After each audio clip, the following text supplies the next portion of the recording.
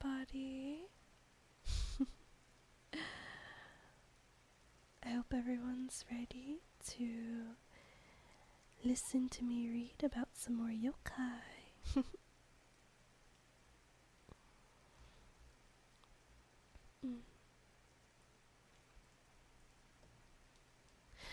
Hopefully I get to see more in the future. Oh yeah, I sure hope so too. Cosplay is just really expensive. But I love doing it. So I really hope I can do some more in the future. It's true. Yeah. Very, very, very true.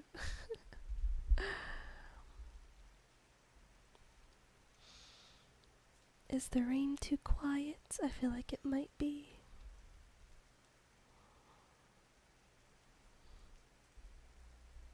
Let me see. I'll turn it up a little bit. Oh, sounds good to you. Okay, then I'll leave it alone. Thank you. But hello, Arkoon. Hope you're doing good. Thank you so much for swinging by. Hopefully you can stay a while we delve deeper into the yokai world.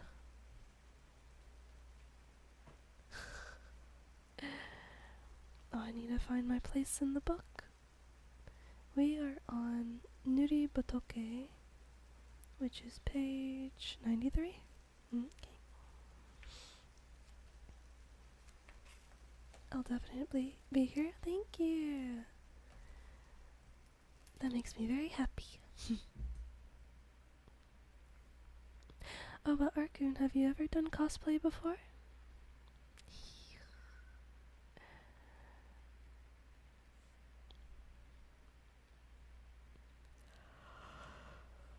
Do I have enough water? Oh god. I might have enough water for stream. I think it's okay. I did a Power Ranger back in the day. Cool. Wait, which one? Oh my god, that's awesome. Thank you, honey. I was a bit too low on water, so Cal's gonna go refill it for me. Oh, hi, Peck. Hello, hello. How are you doing? So good to see you again today. Red Ranger from Lightspeed Rescue series. Ooh. I only watched a little bit of Power Rangers. Back when I was a kid. I watched it on TV, and it was so good. Oh my gosh. But that's awesome. That's really cool.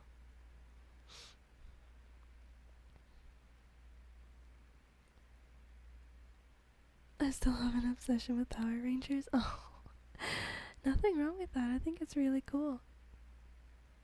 I still have an obsession with Monster High. I used to collect the dolls when I was younger. And now that they're back, they're different. I don't like them as much. I get the ones that I like. Nothing wrong with that at all. Thank you. I'm doing good. That's good to hear. How am I? I'm doing great. Thank you so much for asking. Yesterday night I read about yokai, so that's what we're gonna do again tonight. I've heard very hit and miss things for the rerun of them. Yeah. Some are good, some are not great. Thank you for the hydrate, honey. Thank you, thank you.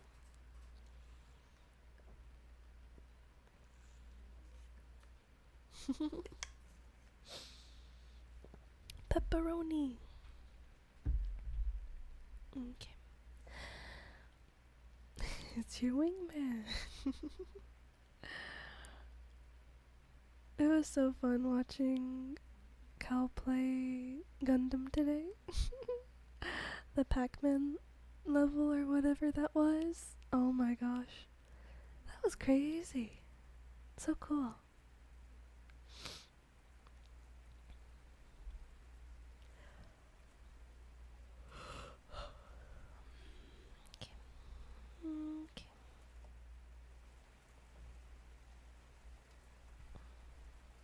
hate Twitch sometimes.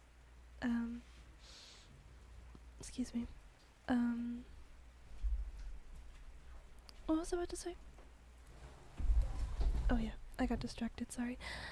Twitch muted my VOD from last night. It said it was a song, but it wasn't. It was just me humming. It wasn't even the song that I was humming, so I'm like, really, Twitch? Really? And so I appealed it, and then today it said it was no longer muted.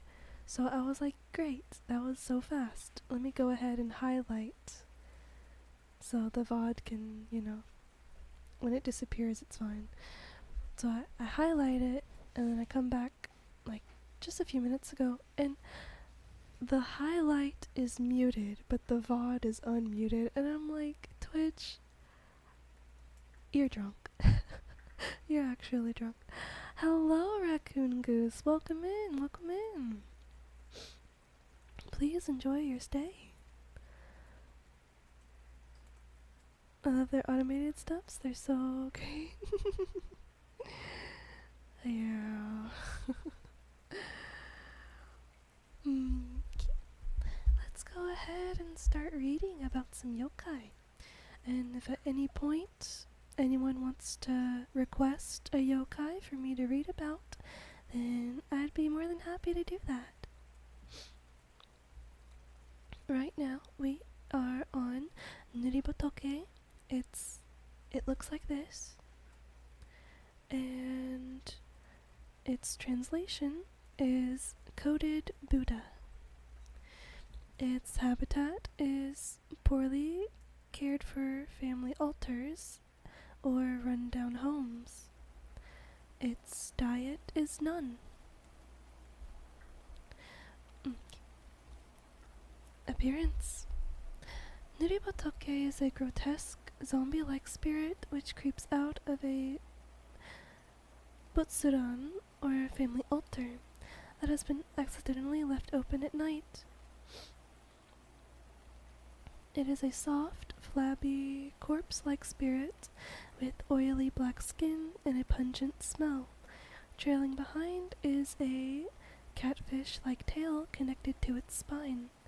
The most striking and disturbing feature is the spirit's eyeballs, which dangle wildly from its eye sockets. Interactions. Nuribotoke do not do much other than fly about, flap their tails, and terrorize the families who butsuran they crawled out from. They dance about impishly and revel in their ability to terrorize the living. Occasionally, they try to trick foolish humans by giving false prophecies. They can be kept at bay by sprinkling salt on the floor, which they will avoid crossing. Nuribotoke must return to the butsuran before sunrise, and they vanish altogether during the day. Even though they are mostly harmless, it is best to prevent their appearance altogether by shutting the butsuran at night. Hello, Gato, hello. So good to see you again. How are you doing? We are reading about yokai again.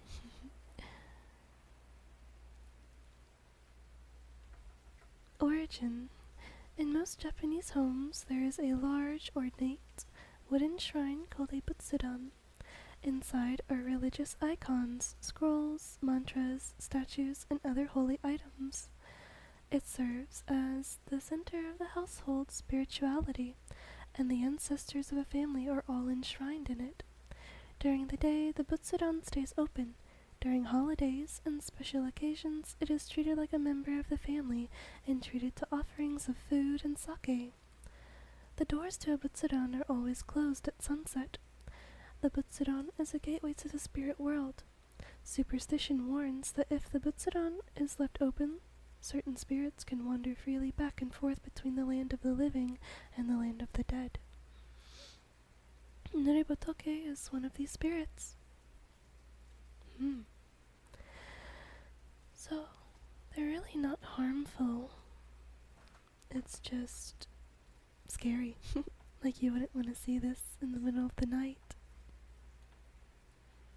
So, I mean, yeah. Yeah, I'd say it's pretty spooky. Even if it's mostly harmless. Okay. Now let's read from the book. Nuri Botoke, also translated to lacquered Buddha. It can appear in demon picture hand scrolls as well as in demon night parades. While their overall appearance resembles a Buddha, their eyeballs dangle out of their sockets in front of them and are black as if they had been lacquered.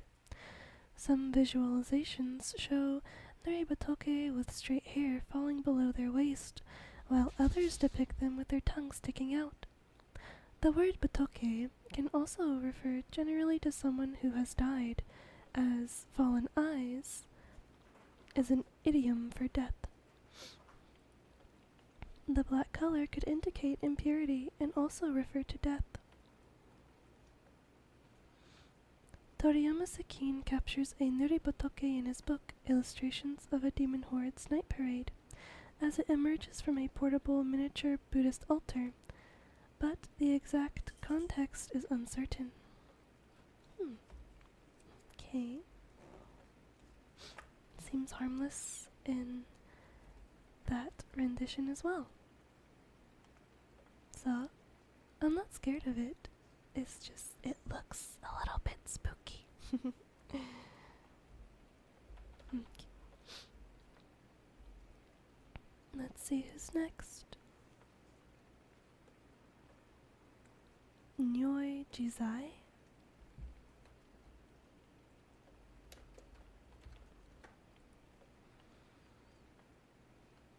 Oh. It looks kind of funny.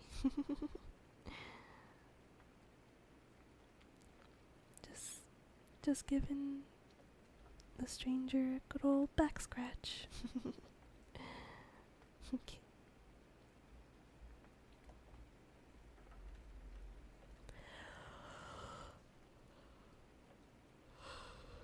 Excuse me. Okay. Nyoi Jizai. Translation: a pun meaning both free staff and exactly as you please. Excuse me. Appearance: Nyoi Jizai is a nyoi, a kind of priest's staff, which has turned into a yokai after existing for many, many years. It also bears a very strong resemblance to a magonote, literally meaning grandchild's hand, a back scratcher. Its only power is its ability to scratch that itchy spot on your back, which you just can't seem to reach, no matter how hard you try. Origin: Nyoi Jizai's name is a play on words. While Nyoi is a term for a priest's staff, it can also mean as you wish, and Jizai means freely or at will. While this name evokes an animated staff, it also literally means exactly as you please. Thus, Nyoi Jizai is an animated back-scratching staff that allows you to freely scratch any place you wish, exactly as you please. Well, this might be my favorite yokai of all time. It's so helpful. Now let's read from the book. Nyoi Jizai, also known as Free Scratcher. Toriyama Sekine features in his book a feudal bag of illustrations of a horde of utensils, a demon of the Tsukumogami, literally meaning tool spirit category, by the name of Nyoi Jizai, which he might have invented. It is modeled after a nyoi, or ceremonial Buddhist scepter, used by monks in sermons. The nyoi is originally from China, known as ruyi, but here is derived or related to a back scratcher, which Sekine refers to in his description. Since nyoi are meant to reach itchy spots, so can the Nyoi Jizai. It can reach any spot with its long claws. In Sakine's depiction, the Nyoi scepter forms the head of the Nyoi Jisai, its handle being a tall extension, while the scratching segment replaces the forehead and eyes on the upper part of the head. Its emaciated body mirrors those of Buddhist hermits, and he is shown sitting among clouds. Some depictions of demon night parades include a Nyoi Jisai, such as the hand scroll in the collection of the Minneapolis Institute of Art. Kawanabe Kyosai also included a Nyoi Jisai in his book, Kyosai's Pictorial Interpretation of a Demon Horde, from 1890, which captures a night parade as well. Yeah, I mean, it's so good. It's not evil at all. It just wants to scratch your back. That's so nice. I like it.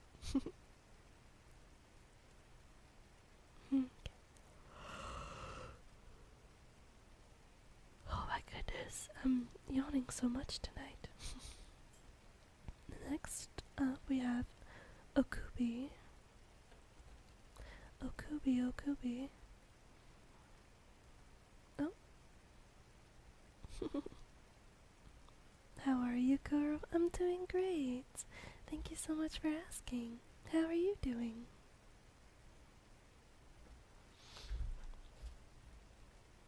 So this is the Okubi. Pretty scary. It's a giant head.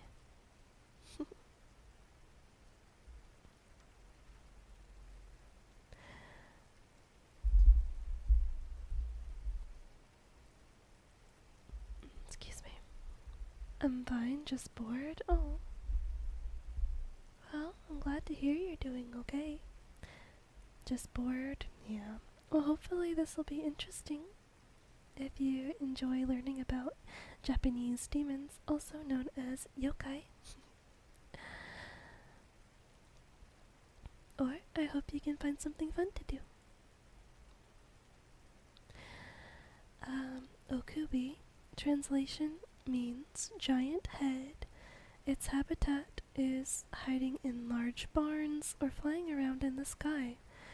Its diet is unknown.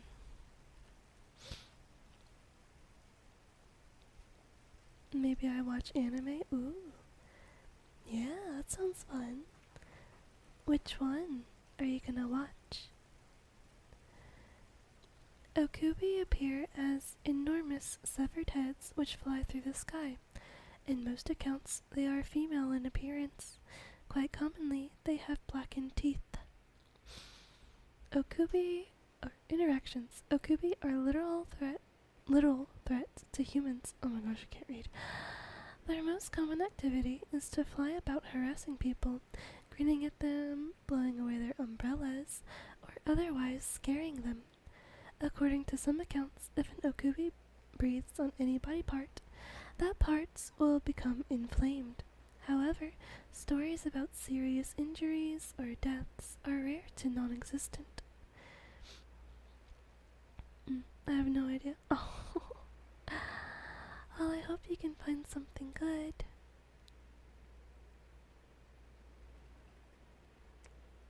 I was trying to think of some recommendations, but my mind went blank. Oh, what's that anime called? With, the girl who can see the ghosts. That one's pretty good. Think harder, girl. I'm thinking as hard as I can. 1 second. I'll try to find it. I don't know where you can watch it, though. You'll search. Oh, okay. Thank you, honey. Thank you. Hi, little Neko child. Oh, hi, Bratty Cthulhu. So good to see you again. How are you? Miruko-chan? Yes, that one. That one's good. I like it. I don't know where it's... You watched it on Crunchyroll? Okay. I don't remember where I watched it. I don't think it was on Crunchyroll though. But yeah. Gato, if you have Crunchyroll, you should watch it.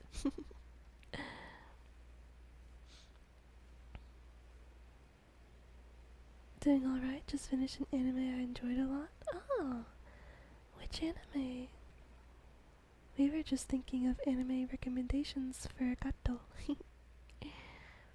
You do have it? Oh, good, good, good. Definitely check it out then. I highly recommend it. There are some scenes where it's like, bruh. But most of it is really good. Thank you, you're welcome. I hope you enjoy it.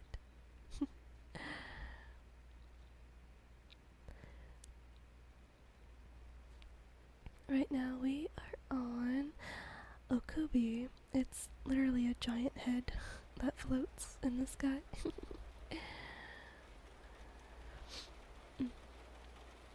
Legends. Eyewitness accounts of Okubi were common during the Edo period. In a story from Inoue Monoko Roku, the protagonist Inoue Haitaro opens the door to his storage house. He discovers that an enormous head of an old woman, the size of the entire storage house, has taken up residence inside. Curious, he pokes at the head with a long chopstick. Instead of bumping against the forehead of the Okubi, the head is sticky and mushy, and the chopstick slides right in. Ew. Girl. It's called Rising Impact. It's a sports anime centered on golf. Ooh, really made me want to try it out again sometime. Oh my gosh, that sounds really cool. I've never heard of a golf anime before. It was really good, and a lot of the characters are very likable. Yay! That's so good. I'm glad you enjoyed it. I'll have to give it a try someday.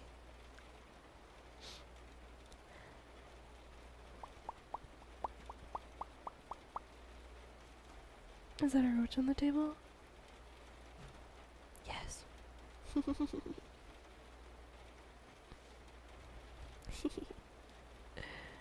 Okay, next up we have Omukade.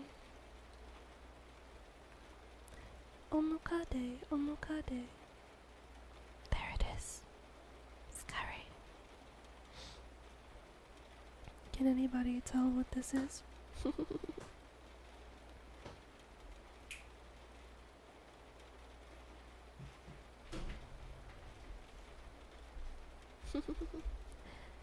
Rengar's being a brat already. Oh my goodness.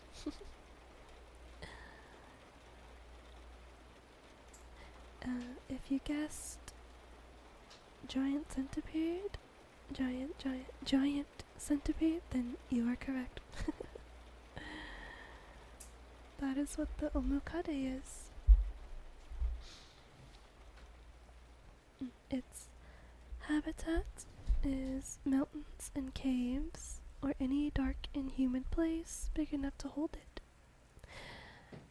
Its diet is carnivorous, and its critical weakness is human saliva.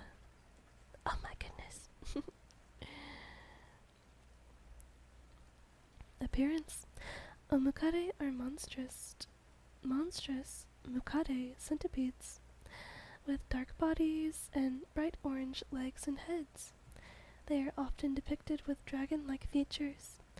While their non-monstrous cousins can grow up to 20 centimeters in length, the upper size limit on Yokai Mukade is not known. Behavior. Like their smaller relatives, Omukade are vicious and highly aggressive. The bite of a regular Mukade is venomous and very painful, but rarely fatal. Omukade, on the other hand, are much more venomous and very strong. They have even been known to torment dragons. Oh my goodness. An Omukade's exoskeleton is so tough that it can't be pierced by weapons. They do have one weakness, though. Human saliva is toxic to them. A weapon coated in saliva may be able to pierce through its armor and wound it. Interactions. Omukade are extremely rare. when they are seen, they pose a threat to all in the area. Excuse me. Throughout history, the responsibility of exterminating these monsters has fallen on the shoulders of brave warriors. Legends. There is a famous bridge in the Shiga prefecture known as Seta no Karahashi. Long ago, a great serpent appeared on the bridge and would not move. The villagers were too afraid to approach the serpent, and so they could not cross. One day, the brave warrior Fujiwara no Hidesato came to the bridge. He was not afraid of the serpent, and he crossed the bridge, crunching its great body under his feet. The serpent slithered back into the lake, and the bridge was clear again. That night, a beautiful woman visited Hidesato. She introduced herself as the daughter of the Dragon King of Nikebiwa. The Dragon King had sent her to Hidesato to ask for his help. Her family was being tormented by an omukade who lived on Mount Mikami. She knew that Hidesato must be a brave warrior because he had so fearlessly trampled her body. Hidesato agreed to help the Dragon King. He took up his sword and his bow and headed to the mountains. Upon reaching Mount Mikami, Hidesato saw an enormous centipede coiled around its top. It was so long that its body wrapped around the mountain 7.5 times. He fired his arrows at it until only one arrow remained, but he was unable to pierce the beast's armor. Hidesato coated the tip of the arrow in his saliva and said a prayer to Hachiman, the god of warriors. This time, his arrow struck true, and he brought down the omukade. The Dragon King's daughter was so grateful to Fujiwara no Hidesato that she gave him marvelous gifts. A bag of rice... I can't talk. A bag of rice, which never became empty no matter how much rice was taken from it. A roll of silk, which never ran out no matter how much was cut from it. A cooking pot, which always produced the most delicious food without the need for fire. And a large temple bell, which Hidesato donated to Miidera. The grateful Dragon King also told Hidesato the secret to defeating the Taira no Masakaro, the rebel whom Hidesato had been charged with bringing down. Well, that was cool.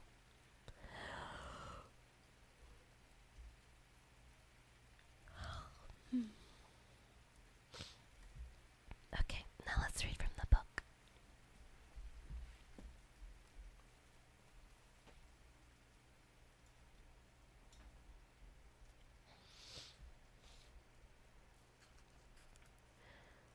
Omukade, also known as colossal centipede. Fujiwara Hidesato, also known as Tawara Tora, was a nobleman who served the imperial court in Kyoto. His exact year of birth has not been verified, but it is known that in 916 he was asked to resign from his post in Shimotsuke province, today's Tochigi prefecture, although he continued to serve. In 939, the provincial magnate Taira Masakado led a small rebellion against an outpost of the central government and marched on to conquer Shimotsuke. Hidesato was among the men who was asked by the Emperor Suzaku for help in subjugating Masakado and his allies. In 940, at the Battle of Kojima, Hidesato and Taira Saramori faced Masakado. According to the 10th century, the Masakado records, it was Hidesato's arrow that killed Masakado. The two men took Masakado's head to Kyoto and were awarded with a high rank. Hidesato was appointed governor of Shimotsuke and received the military post of Shinjufu Shogun, commander-in-chief of the northern region of Japan, charged with the pacification of the Izo people of northern Honshu and Hokkaido. Hidesato largely disappears from historic records after 940, apart from two conflicting sources that record his year of death as 958 and 991. The tale of Tawara Tora, written in the Muromachi period, is a compilation of the heroic deeds of one Tawara Tora, who for centuries was believed to be a pseudonym for Hidesato, even though historic records about Hidesato make no mention of that name. In 908, Tora was purportedly traveling and about to cross the Kara Bridge over the Seta River, an inlet of Lake Biwa in Otsu, when he encountered a majestic dragon. In some versions, the dragon transforms into the Dragon King, also known as Ryujin, in others into a beautiful woman. Tora is asked for help against a colossal centipede that is terrorizing the underwater dragon palace. It has its lair on Mount Mikami, less than 3 miles, or 20 kilometers from the bridge. In one variation of the story, Tora is taken to the dragon palace to feast and to await yet another attack of the Omukade. In another, he leaves immediately from Mount Mikami to face the Omukade. In the event, Tora, being a formidable archer, kills the monster with an arrow that he had previously licked because human saliva was toxic to the Omukade. Tora was rewarded greatly and received many treasures, such as a bag of rice that never emptied. Bless you. Oh, thank you. Gwen trapped herself under our blanket. Oh my god. How did she do that? Is Laurie trying to get her out? Oh my gosh. So silly. Silly babies. So silly. And cute. Hi, Butterbean. How are you doing? It's so good to see you again. Hello, hello. We are reading about yokai again, and we just read about the Omukade. It's a giant centipede, like as big as mountains. So scary.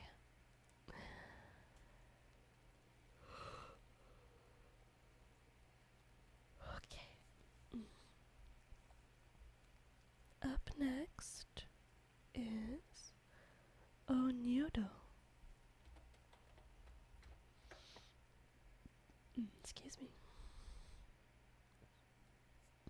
Excuse me again.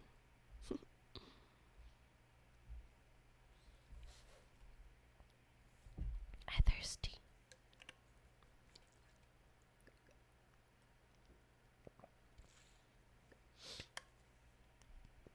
Okay, we're good. We're good. This is Onyodo. Also known as Giant Priest. Very tall. Alternate names. There's many variations and different kinds exist. Habitat is any, but usually found in mountainous regions. Diet varies, but most commonly is livestock or humans.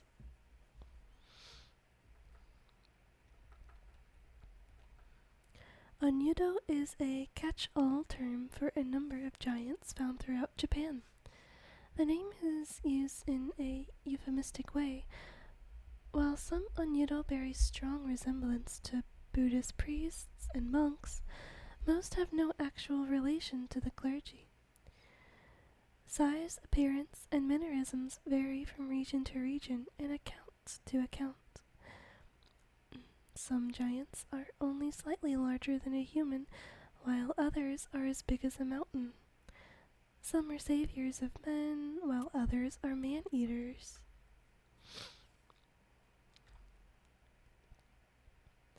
Behavior. Onyodo can be separated into 4 general groups: those that harm humans, those that help humans, transformations of other yokai, and other truly unique onyuro that do not fit into any of these categories. Onyuro that harm humans are by far the broadest category. Among them are well-known yokai such as Hitatsume Nyuro, Mikoshi Nyuro, and the ocean-going Umibozu. These giants delight in terrorizing humans, sometimes hunting them to eat, sometimes pillaging and destroying villages out of rage, and other times terrifying lone travelers just for the fun of it. Onyuro that help humans are much rarer. They have been known to perform good deeds, such as turning stuck water wheels, moving heavy objects, or doing other things that require incredible amounts of strength. Though helpful, they are not always friendly. Onyuro can change from benevolent to violent with little warning.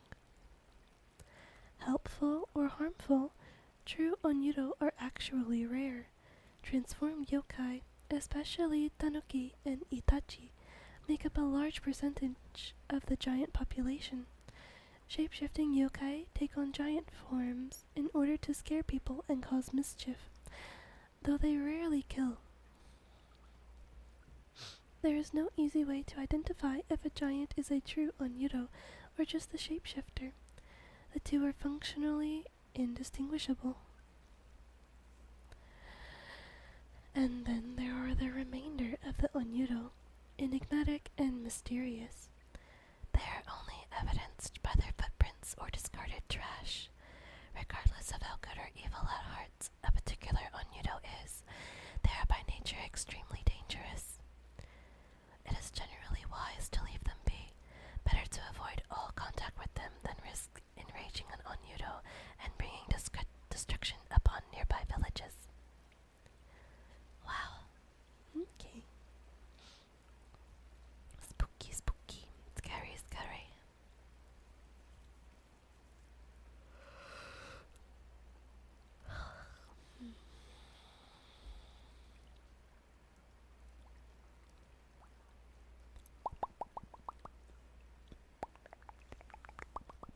Pop, pop, pop.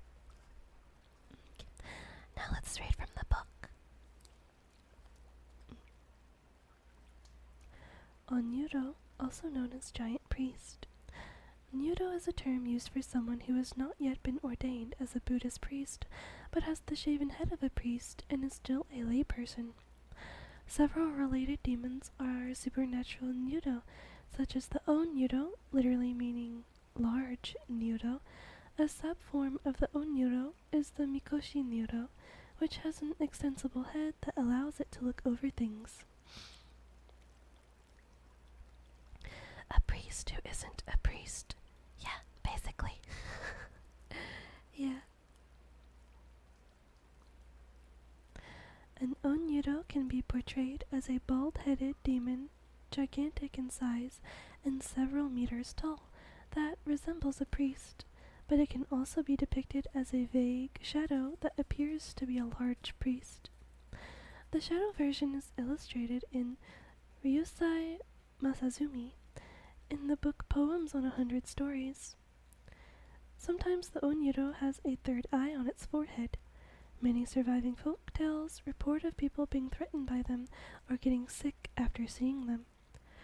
Others speak of onyuro if a priest turns out to be an animal like a fox or badger in disguise.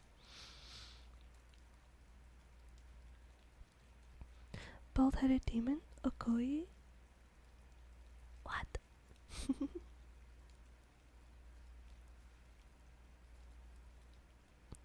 Is that the one we read about last time?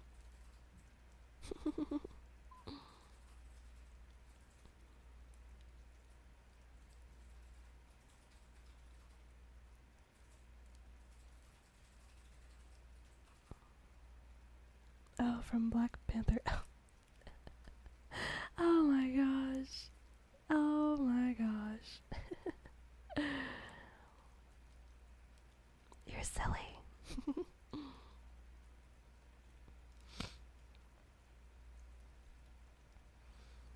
Tsukioka Yoshitoshi captured an instance of an old badger that took the form of an oniro, which is vanquished by Kusunoki Masatsuru. Masatsuru was a military commander during the Nanbokucho period, where there was a northern and southern imperial court that fought, along with their allies, for succession for the throne. In the 1340s, Masatsuru was a supporter of the South and led several campaigns against the shogunate in Kyoto that was, in reality, controlling the northern emperors. Yoshitoshi portrays Masatsuru on a veranda with drawn sword driving away the oniro.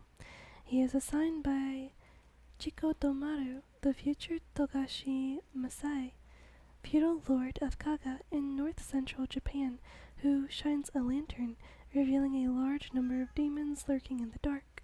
Okay, Rengar. Okay. He wants to be part of this too.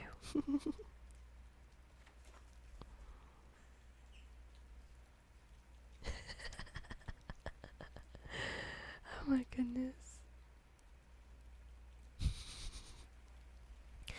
I'm sure he was very, very loud. Okay, Rengar. I'm holding his paw right now. I'm holding his hand.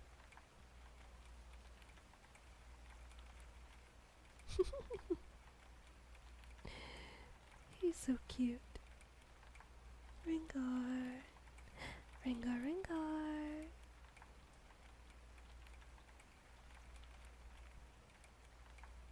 Sweet big old baby just wants attention. And love.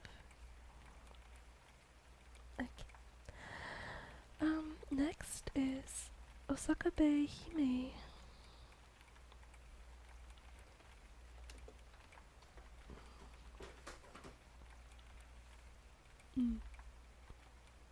I wonder if he's gonna try to jump on the table.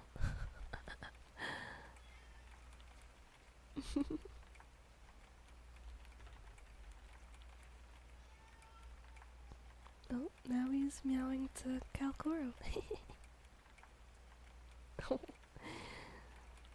Okay, this is Osakabe Hime. Let's read about her. Oh my. That was loud.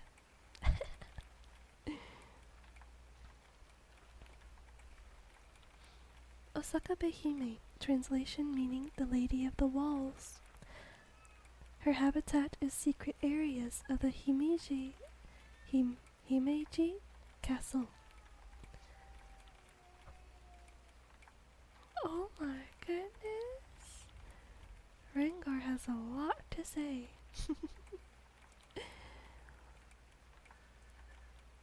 Appearance. Osakabe Hime is a reclusive yokai who lives high up in the keep of Himeji Castle. She takes the appearance of a majestic old woman wearing a 12-layered kimono. Behavior. Osakabe Hime is a powerful yokai, capable of manipulating people like puppets. She is extremely knowledgeable about many things and controls a multitude of Kenzo Kushin, which are animal-like spirits who act as messengers. She can read a person's heart and see their true desires. She can then manipulate them any way she pleases. It is rumored that anybody who sees her face will die instantly.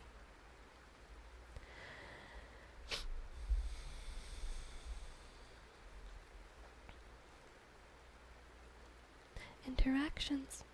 Osakabe Hime absolutely hates meeting people. She spends most of her time hidden away in secret areas of Himeji Castle.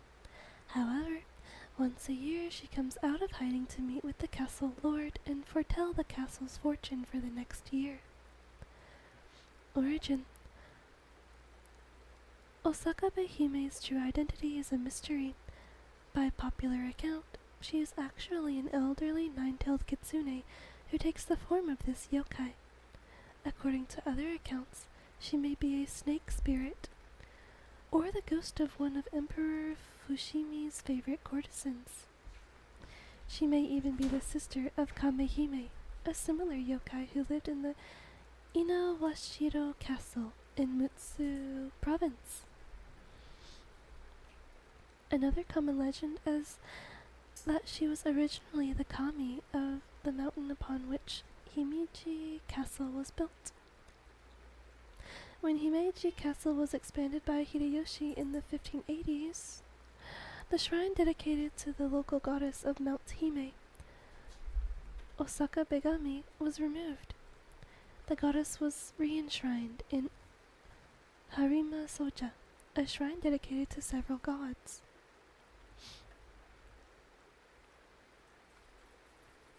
In the 1600s, when the lord of the castle, Ikeda Terumasa, fell mysteriously ill, rumors arose that his sickness was due to the goddess's anger at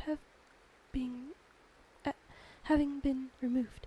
In order to appease her, a small temple was built in the keep, and Osaka Begami was re-enshrined at the top of her mountain.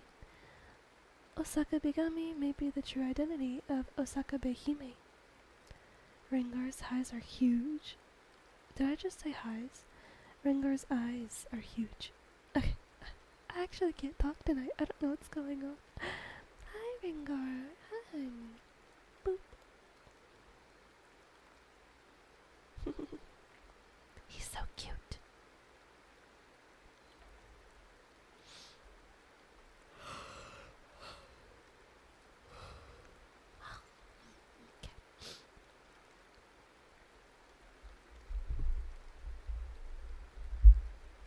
Legend.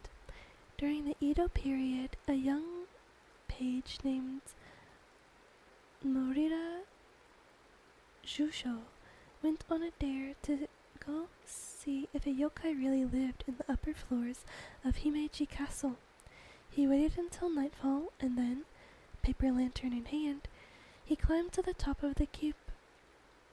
As brave as he was, Jusho couldn't help imagining what would happen to him if there really was such a creature up there. Finally, when he reached the top floor, he saw a faint light coming from a door in the attic.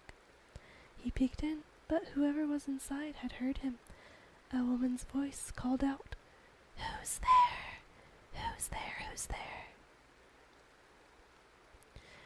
Jusho was paralyzed with fear. He heard the sound of a kimono rustling. The door opened up to reveal a beautiful, elegant woman in her 30s, wearing a splendid 12-layered kimono. Jusho felt his strength return and politely introduced himself and explained his reason for coming. Amused, the yokai replied, "A test of bravery, you say? You will need some proof that you actually saw me." She gave him a neck guard of a helmet, piece of his master's own family heirloom armor, to show his master as proof that he met Osaka Behime. The next day, Jusho told the story of what had happened to his master. Everyone had trouble believing him because they had always heard that the yokai took the form of an old woman and not a young one.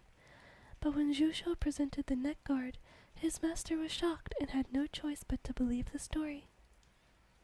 Wow. Well, I mean, she's harmless, except for the one legend, or the one retelling of the story is that looking at her face will, kill you. But seems like the person in the legend, he was fine. So, I don't know. It's very interesting. Oh, let's read about her in the book.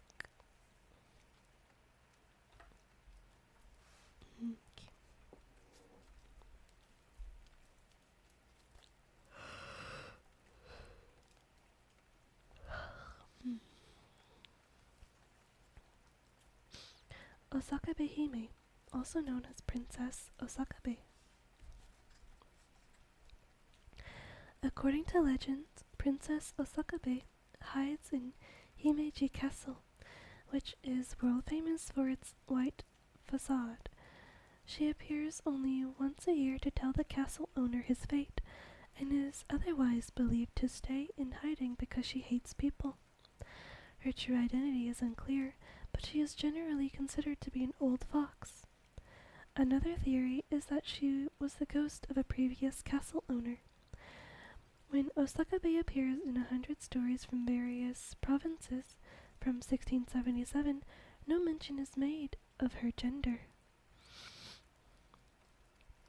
Toriyama Sakine depicts her as a hag in his book, Illustrations of Another Demon Horde from Past and Present, from 1779, appearing from behind some blinds that she lifts up while there are bats flying in front of her.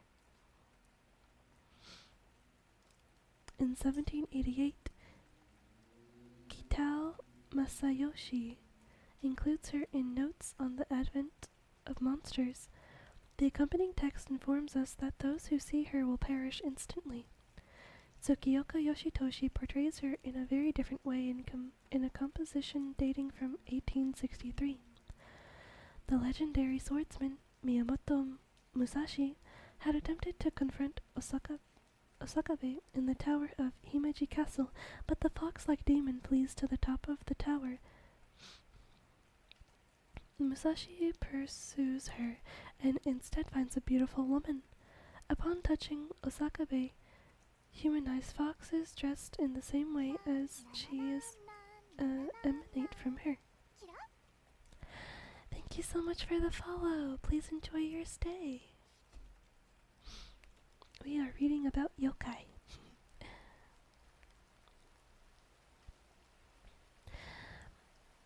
Musashi realizes that Osakabe was possessed by an evil spirit, and touching her served as an exorcism that drove out the evil fox spirit. Thank you so much for the head pats. Thank you, thank you.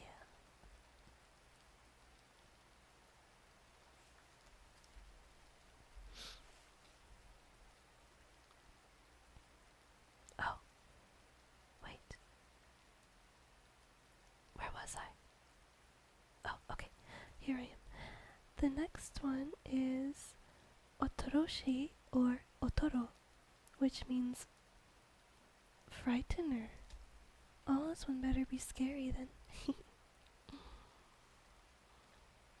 Otoroshi, Otoroshi, Otoroshi. Otoroshi, Otoroshi, Otoroshi. There it is. Let's get a good look.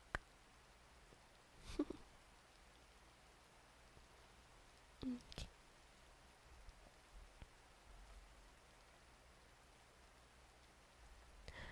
Otoroshi, Otoroshi, Otoroshi. Otoroshi. Otoroshi is translated to a regional corruption of Osoroshi, meaning scary. Alternate names are Otoroshi, Odoro Odoro, or Keipai. Habitat is shrines, temples, and homes found above gates and doors. Diet is small animals and wicked people. Behavior. Otoroshi are known by many regional names, most of them being wordplays denoting this monster's fearsome appearance and wild, coarse mane that covers its body. Otoroshi appear as hairy, hunched, four-legged beasts with fierce claws and tusks. They have blue or orange skin. Appearance. Though its existence has been known for centuries, little is known about this rare and mysterious creature. Otoroshi are masters of disguise and are rarely seen except for when they want to be. They are most commonly spotted in high places like roofs. Other favorite places are the torii archways at shrines and the gates above temples that separate the physical world from the realm of the gods. Interactions. Otoroshi act as a kind of guardian of these holy places. They eat the wild animals found in shrines and temples, particularly pigeons, sparrows, and other birds.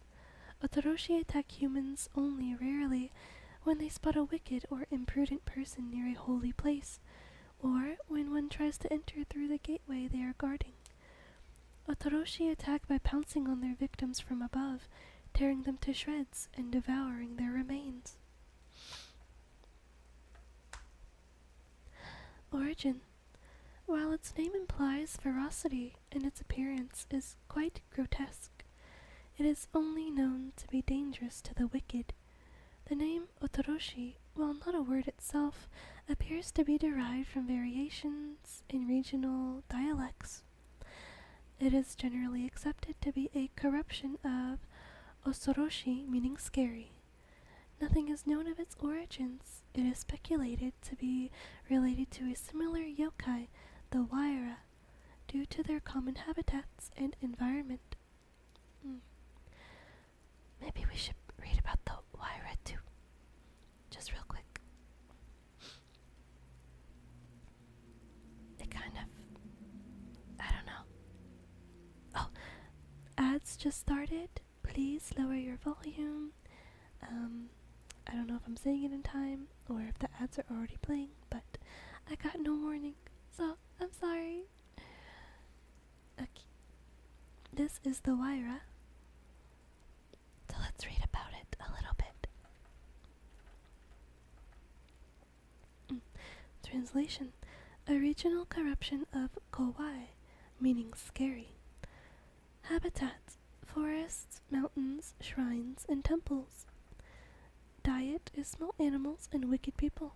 Yeah, sounds just like the Otoroshi. Excuse me. Appearance. The Waira is a rare and reclusive yokai, few of which have ever been encountered. It is an ugly beast with a large body similar to that of a cow, but with a single sharp claw on each of its 4 long limbs.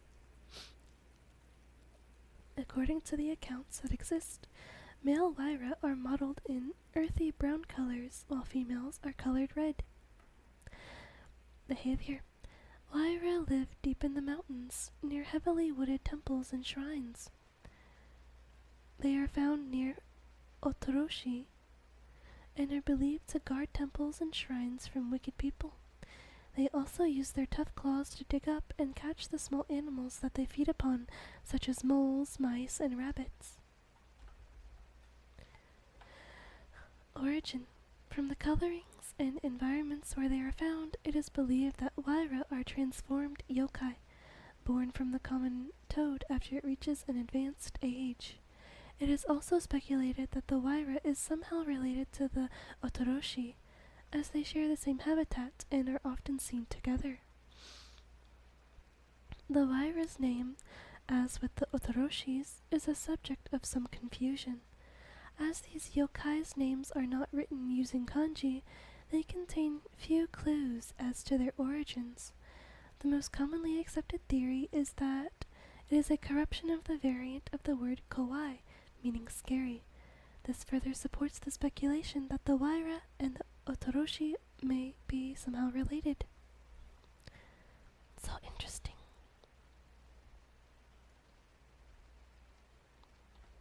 Okay. Now let's read about the Otoroshi in the book.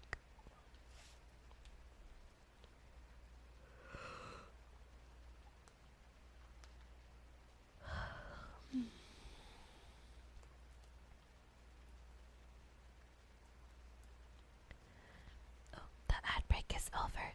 Welcome back, everybody.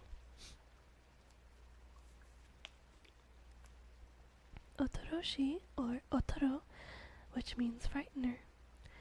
An Otoroshi is a type of demon that is often included in the pictorial hand scrolls that show an assortment of demons, such as the one in the collection of the Minneapolis Institute of Art.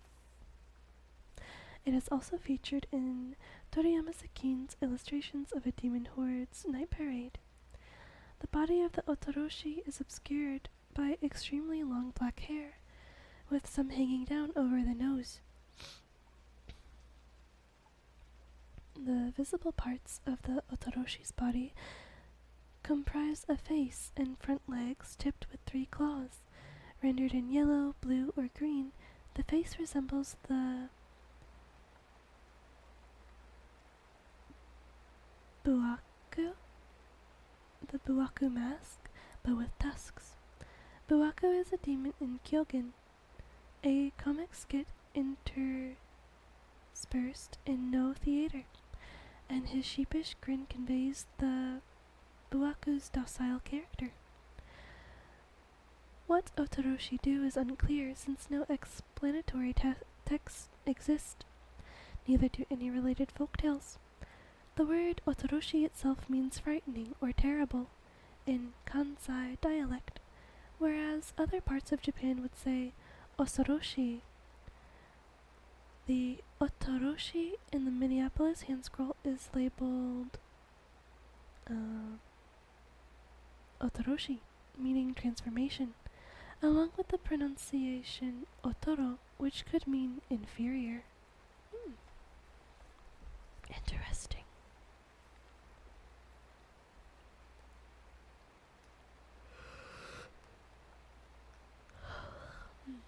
Okay. Who's next? Who is next? Raiko or Tesso? Let's try Raiko. Oh. Well, I've typed in Raiko, but it gave me the other name. That's fine. It's like Twitch from League of Legends.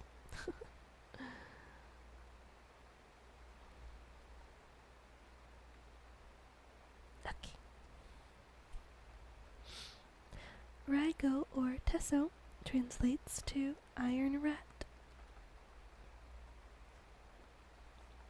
Legends. Long ago, during the reign of Emperor Shirakawa, there lived a monk named Raigo. Raigo was the abbot of Miidera, a monastery in Shiga Prefecture at the foot of Mount Hiei, and well known for his piety. The emperor, having no heir, was concerned about his line of succession. One day he approached Raigo and asked him to pray to the gods and Buddha in his place for an heir. Raigo prayed long and hard, and finally, in 1074, a royal son, Prince Taruhito, was born. The grateful emperor promised to give the abbot anything he wished in return for his prayers. Raigo asked that a splendid new ordination building be constructed at Miidera so he could train new priests. The emperor gladly agreed. However, Miidera had a powerful rival temple in Ryakuji on top of Mount Hiei, which wielded great political power, as well as having a powerful army of warrior monks at its disposal. And Ryakuji could not abide such a gift being granted to a rival temple, and so it exerted its great pressure on the emperor. Bowing to Enryakuji, the emperor renegade on his promise to Raigo.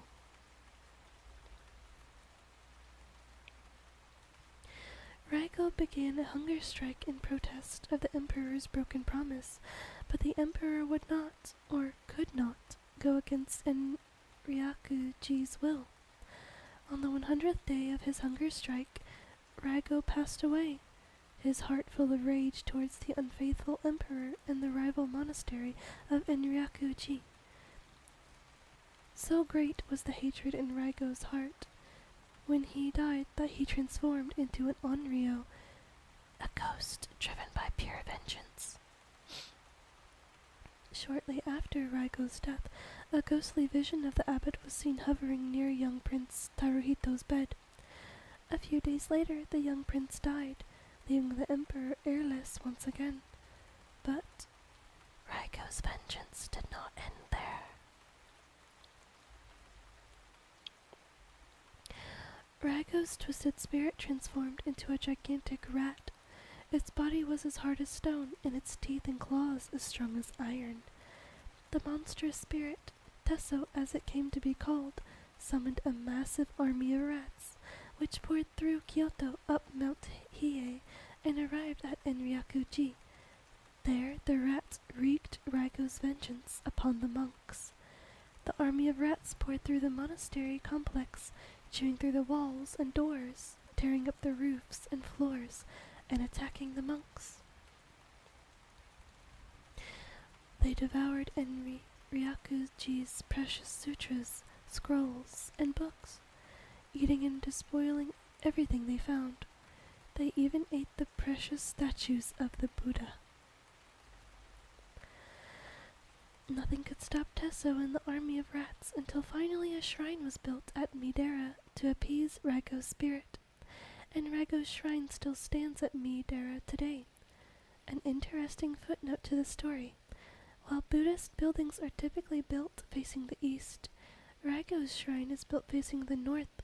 It points to the top of Mount Hiei, directly at Enryaku-ji, the target of his rage. Wow.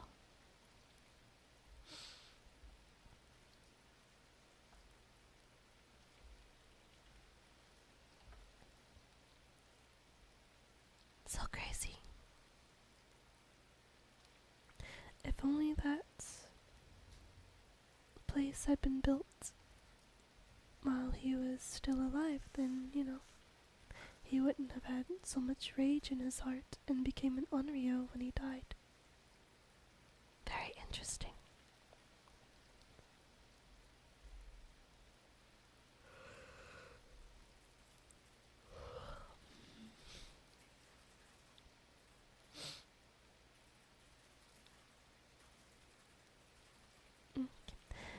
Now let's read about it in the book.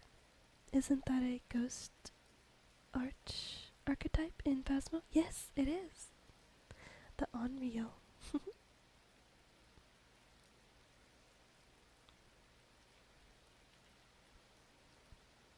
So, the Onryo was the spirit form before he turned into the rat. It's very interesting.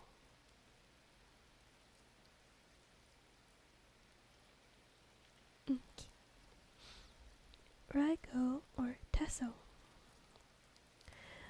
Raigo was a monk of the Tendai school of Buddhism, which he had studied at the Midera Temple, at the foot of Mount Hiei, northeast of Kyoto.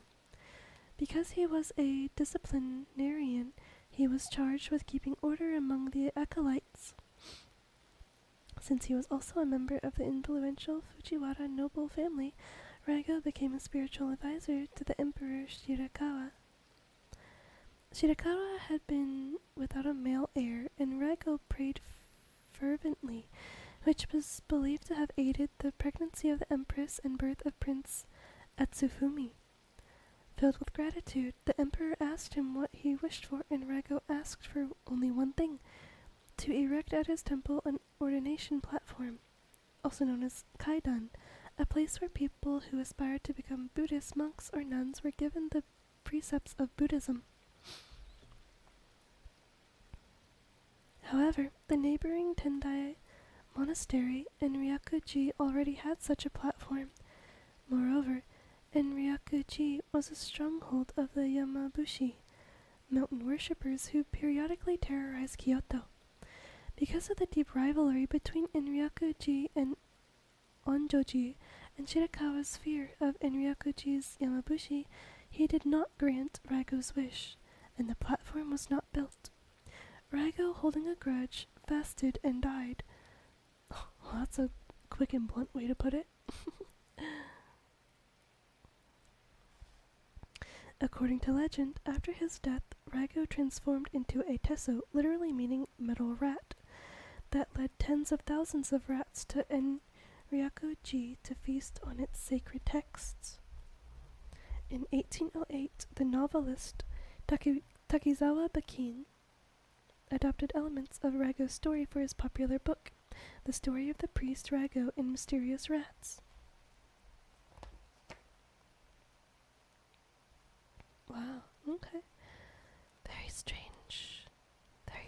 very strange. But this is why this is why I like having two different sources to read about these yokai. The book sometimes only gives so much detail, and then sometimes this website sometimes only gives so much detail.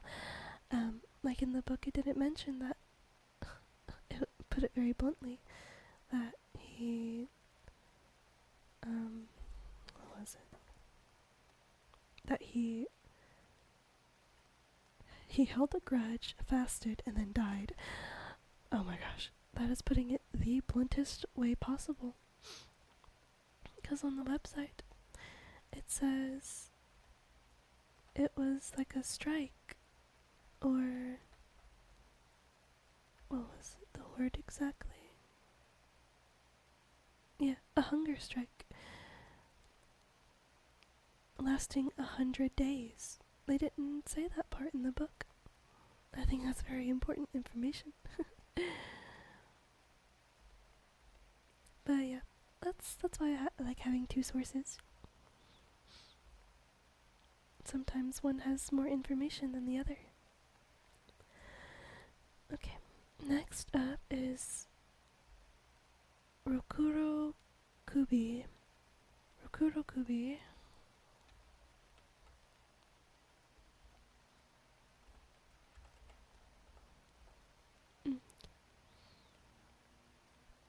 No, there it is. I think there's two of them actually. Interesting. Let's just go with the one that is in the book. She has a very long neck.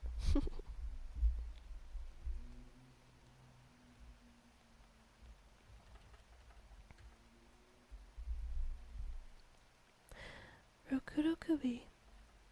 Translation means pulley neck. Habitat occurs in ordinary women, also frequently found in brothels.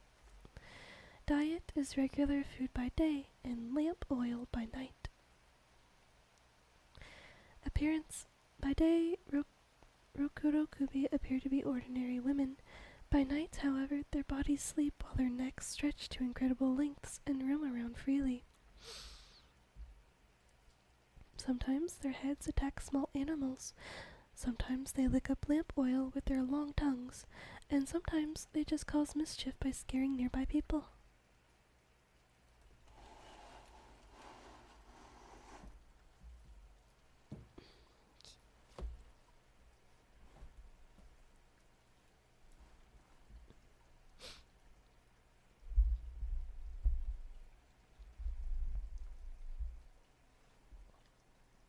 Sorry, okay.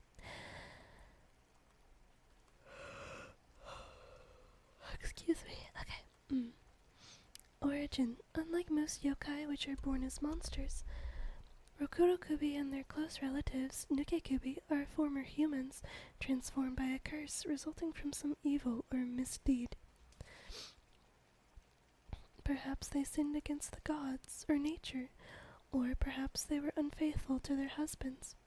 In many cases, their husbands or fathers actually committed the sin. By some cruel twist of fate, the men escape punishment, and the women receive the curse instead. In any case, the Rokuro Kubi curse only affects women. What the heck? Legends: a lord noticed that the oil in his lamps was vanishing at an alarming rate, and suspected one of his servant girls might be a Rokuro Kubi. He decided to spy upon the girl. After she had fallen asleep, he crept into her room and watched over her. Soon he noticed vapors and ectoplasm forming around her chest and neck. A little while later, the servant girl rolled over in her sleep. However, only her body moved. The head stayed in its place, and the necklace stretched out between the two. The next day he fired her. She was fired from every place at which she subsequently worked. The poor girl never understood why she had such bad luck with her employment. She never found out that she was a Rokuro Kubi.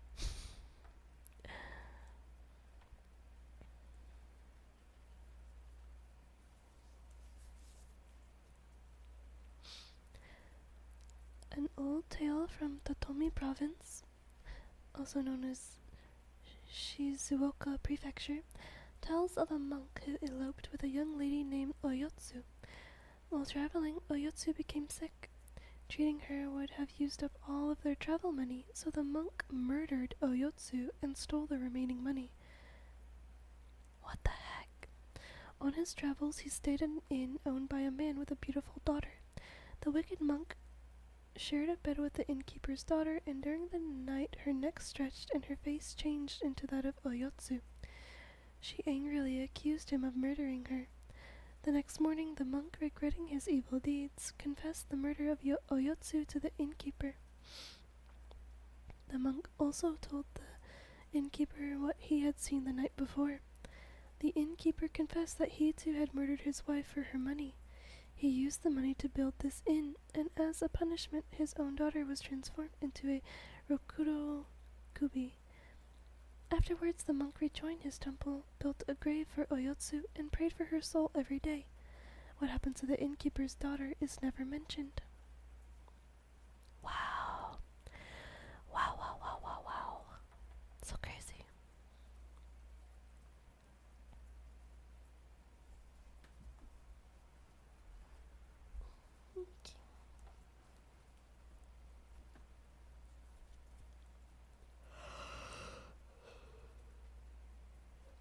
Goodness, I am just yawning so much tonight.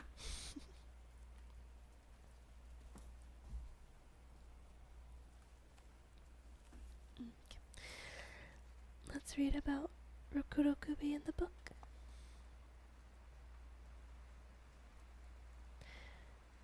A rokuro refers to a potter's wheel, while kubi is the word for neck.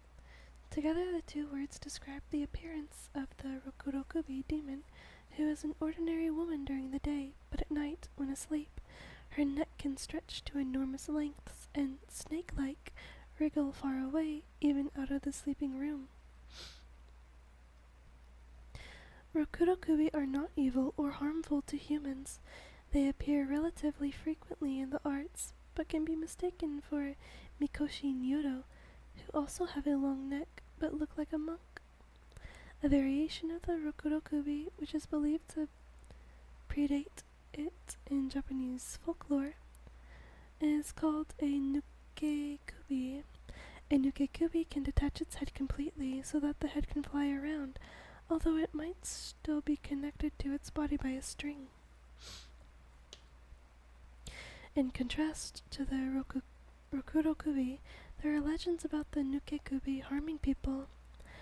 In his book Illustrations of a Demon Horde's Night Parade, Toriyama Sakin used 3 characters for Rokurokubi, which are usually pronounced Hitoban, literally meaning flying head barbarian. They refer to a similar Chinese demon that uses its ears like wings and eats insects. Oh my.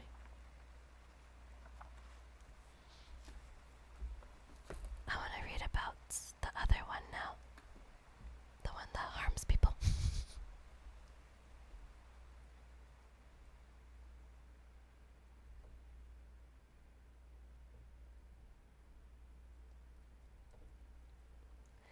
The Nukekubi. Nukekubi, Nukekubi.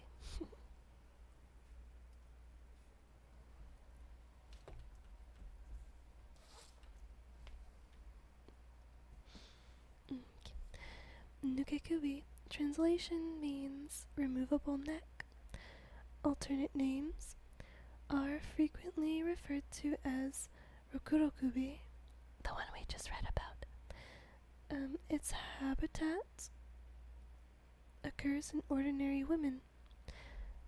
Diet is regular food by day and blood by night.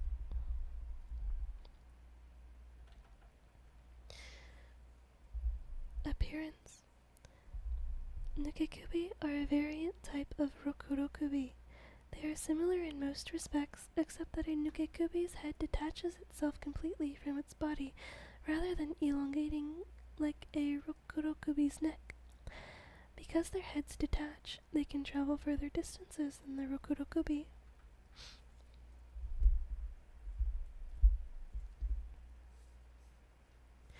Behavior. Nuke-kubi possess a thirst for blood and are more violent than Rokurokubi. Their flying head sucks the blood of victims like a vampire. Nuke-kubi also brutally bite humans and animals to death. Origin. Like the Rokurokubi, being a Nuke-kubi is considered a curse. Edo period scientists believe that Nuke-kubi suffered from an infliction similar to somnambulism, only instead of walking about at night, the patient's entire soul and head depart from the body. Uncured, this curse has the potential to tear a family apart, particularly due to its violent nature. Treatments for the curse of the Rokurokubi and Nuke-kubi have been long sought after, particularly because these women can often pass their curse on to their daughters, who've shown signs as they mature. Afflicted girls were sold off to live in brothels or human circuses, or forced to commit suicide in order to preserve their family's honor. Legends. A famous account from Ichizin province, or Fukui prefecture, tells of a young woman afflicted with the curse of the Nuke-kubi. Her head flew about the capital city at night, chasing young men through the streets all the way back to their houses. Locked out, the head would scratch and bite their doors and gates during the night and leave deep gashes in the wood. When the young girl eventually discovered her curse, she was so ashamed that she asked her husband for a divorce. She ritually cut off all of her hair in repentance and committed suicide. She believed it was better to die than to live the rest of her life as a monster. That's sad. According to lore from Hitachi, a man married to a Nuke-kubi heard from a peddler that the liver of a white-haired dog could remove the curse. He had such a dog and killed it and fed its liver to his wife. Sure enough, she was cured of the affliction. However, her curse was still passed on to her daughter, whose flying head took to biting white dogs to death. Other accounts claim that by removing the sleeping body to a safe place during the night, the head will not be able return. The head will not be able to return, and will eventually die. However, this is not a cure that most families are willing to try. Yeah.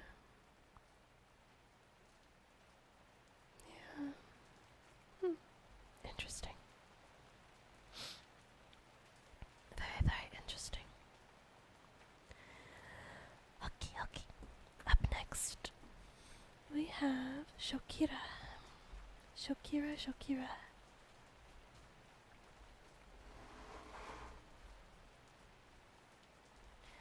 Sounds like Shakira.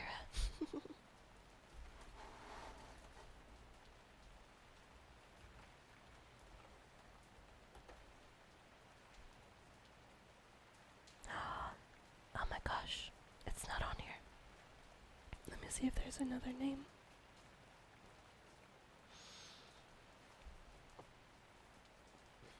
Excuse me. Let's try Shokera with an E instead of an I.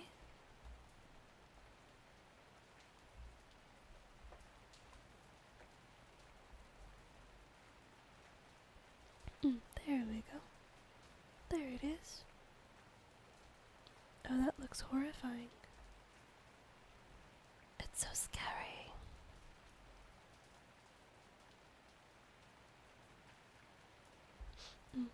Let's read about it. The Shokera. Its translation means mole cricket spirit. Habitat is rooftops, temples, but it only appears every 60 nights. Its diet is wicked humans who try to outsmart the gods.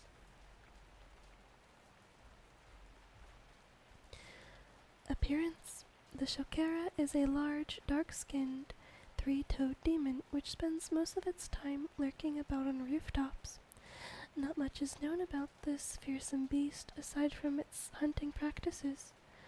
The Shokera is believed to be some kind of demon with connections to Koshin, an esoteric Japanese folk religion with origins in Taoism. Interactions. Shokera only appears on special nights in the Koshin faith, which occurs every 60 nights. A Shokera spies through windows, doorways, or skylights in houses and hunts for impious behavior. Then it pounces down in a vicious attack.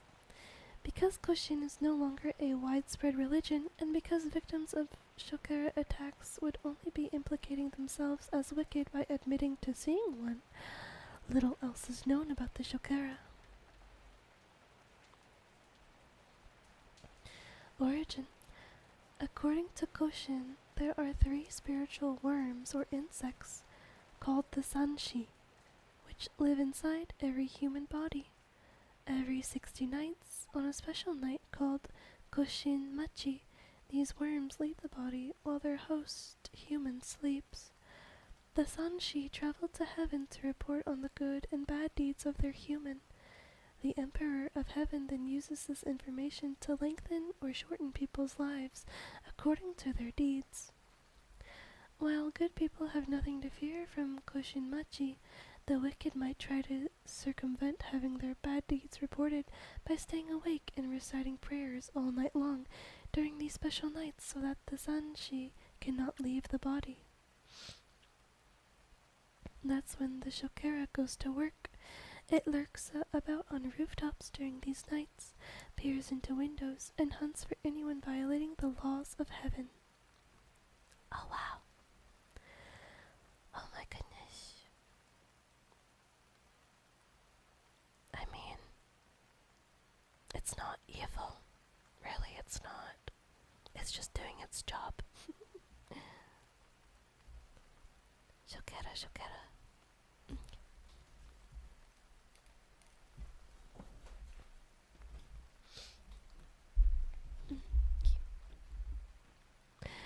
Now let's read about the Shokera in the book. The Shokera, also known as Shokira, is a type of demon that appears in pictorial hand scrolls containing a wide variety of such creatures. Among them, Toriyama Sekine includes the Shokira in his book, Illustrations of a Demon Horde's Night Parade. However, all such sources lack explanatory text, and thus the nature of this demon is unclear. The hand scroll, a collection of monsters in the archives of the Minneapolis Institute of Art, gives the pronunciation Shokira and provides the characters Shokira, literally meaning demon displaying life. Japanese folklore is aware of a custom called Koshin Machi, which refers to staying awake in the nights to the 57th day of the... I don't know how to say this word. Sexagenarian? Oh. Thank you so much for the follow. Please enjoy your stay. We're reading about yokai. I'm struggling on this word right now. I've never heard of this before. Sexagenarian, I guess.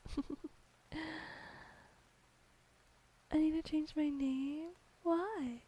Hanako Kitsune? I like it. What's wrong with it?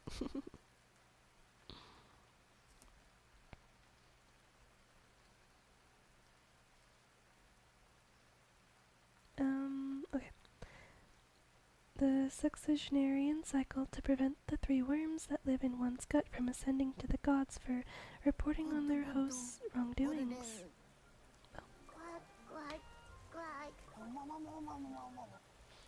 Oh. Thank you for the Hydrate Redeem Arcoon. Thank you, thank you. I sold my Kitsune model. Oh. Okay. transferring follows from my main. Oh.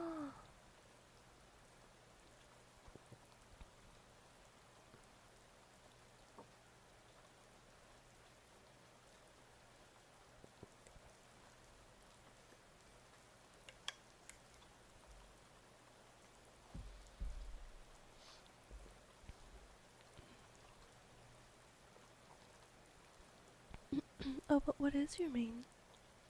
Your main account? Oh, it's you. Hi, Lady Natsumi. Just having a fresh start, so I don't think I'll be using that Twitch anymore. Yeah, I understand. Mm.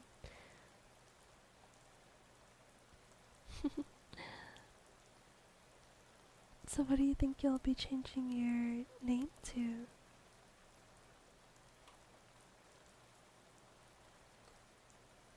Since I don't think it'll be, will it be Lady Natsumi still? Or, yeah, I know you said, not the Kitsune model anymore. Hanako Sumire? To match my Twitter? Oh, okay. That's cute. I like it.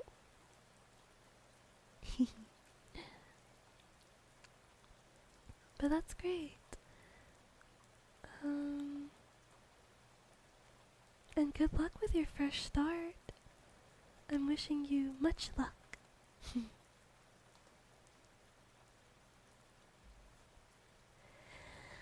Okay. I don't know what to do with the Lady Natsumi account. Oh, yeah. I wouldn't know what to do either, honestly.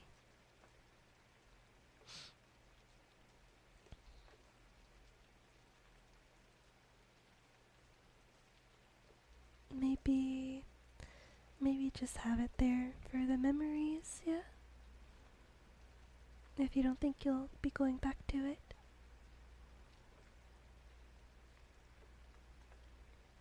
Oh, but if you wanted to, you could, put in like your bio or your about me saying that you moved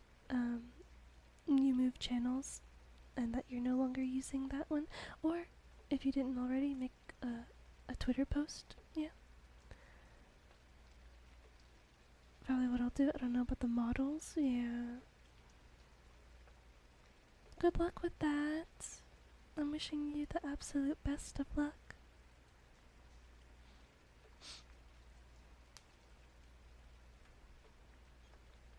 You're welcome.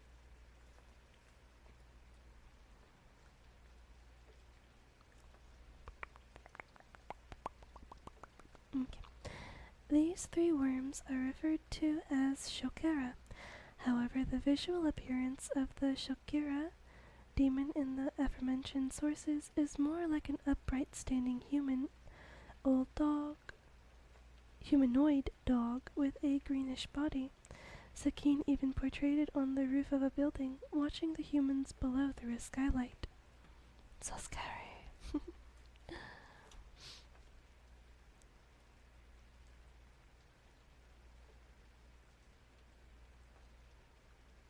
Okay.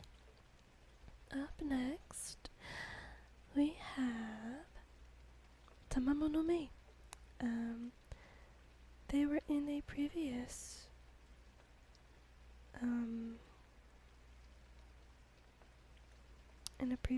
yokai reading. I think last time.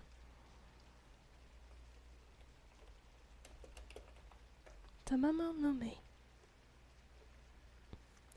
Wait. Nani? No way, we're reading about the nine-tailed fox again. Interesting. Okay, well, let's just read what the book has to say about Tamamo no Mei. Okay.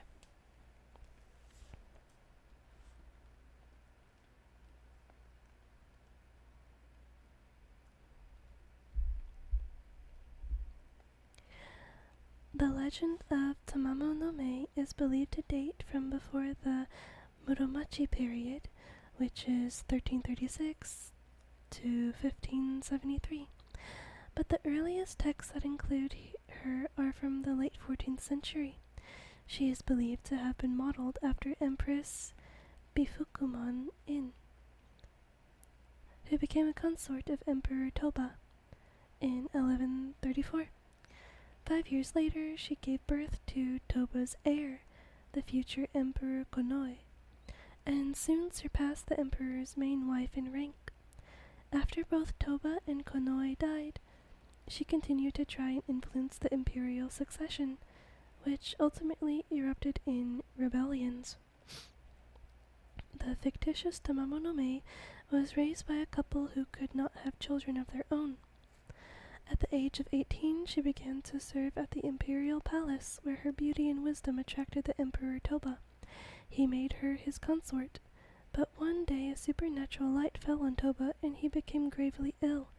His doctor could not determine the cause and called upon the court astrologer, Abe Yasunari, to investigate.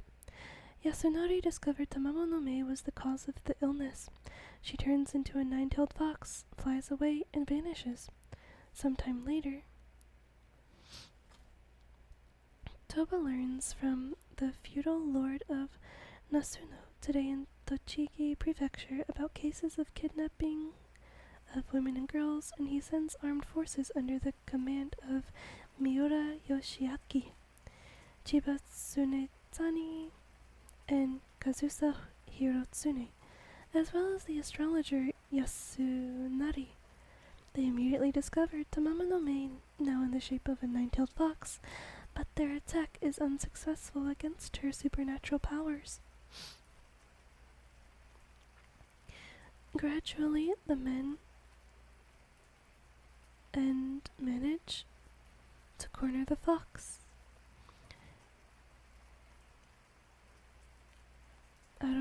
That's just not English. This book's grammar is kind of funny.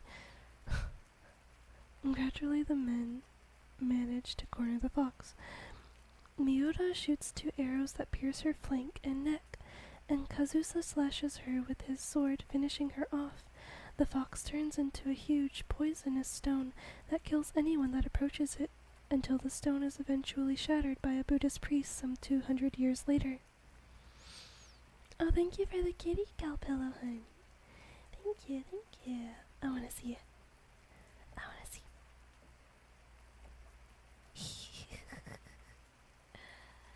It's so cute. I love it. I love it so much.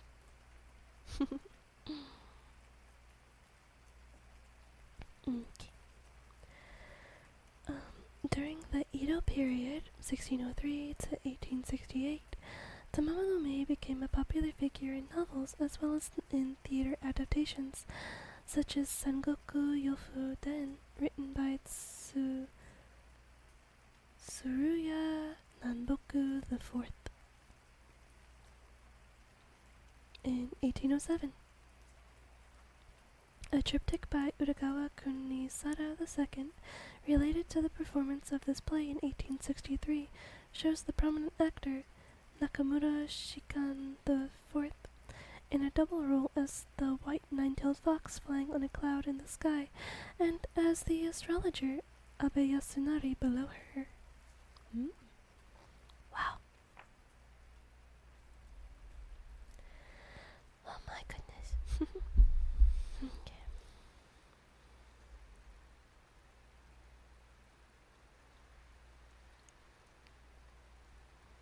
Next up, we have Tengu. I believe, I believe Sara from Genshin Impact is a Tengu.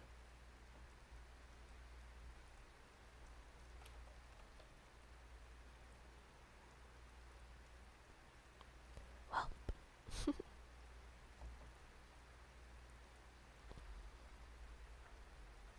or a type of Tengu.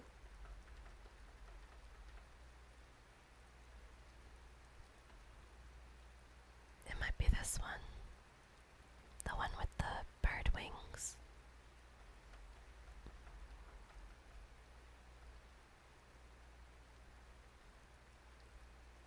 there's so many. Goodness. Let's see if there's a more specific.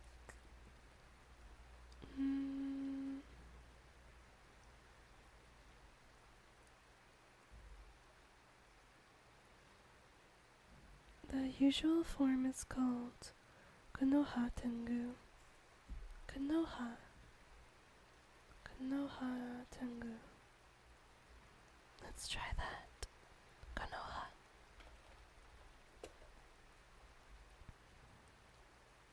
Dang, what the heck?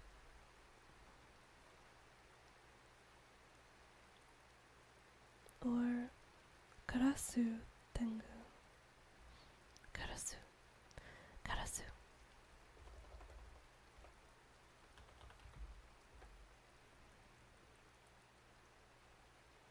Well, I guess let's just go with this one. Close enough.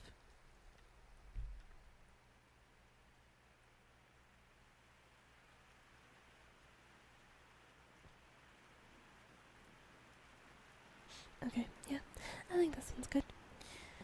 The Kotengu. Here we have it, if you would like to see it.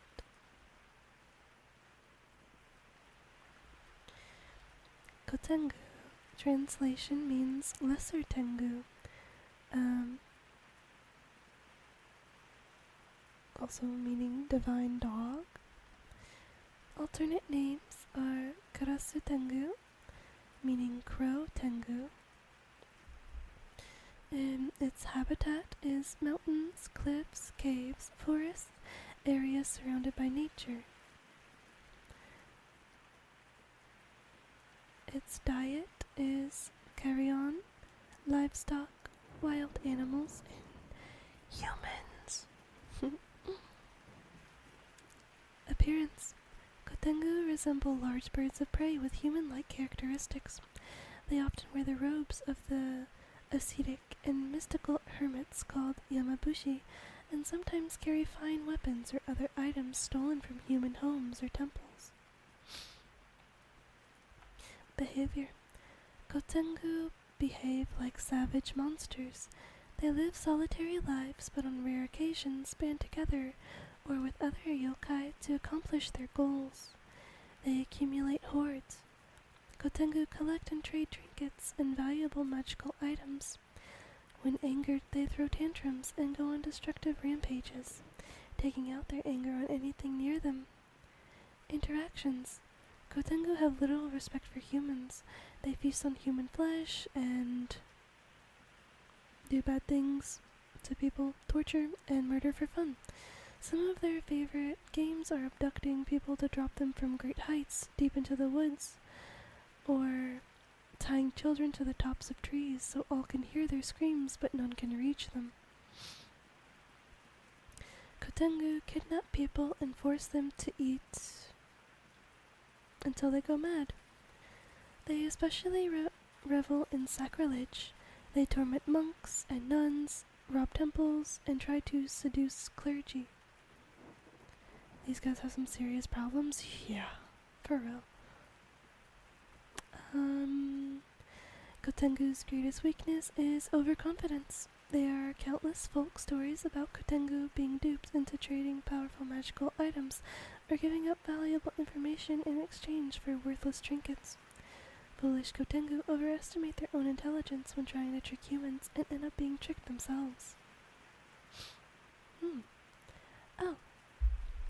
Thank you for the humming redeem.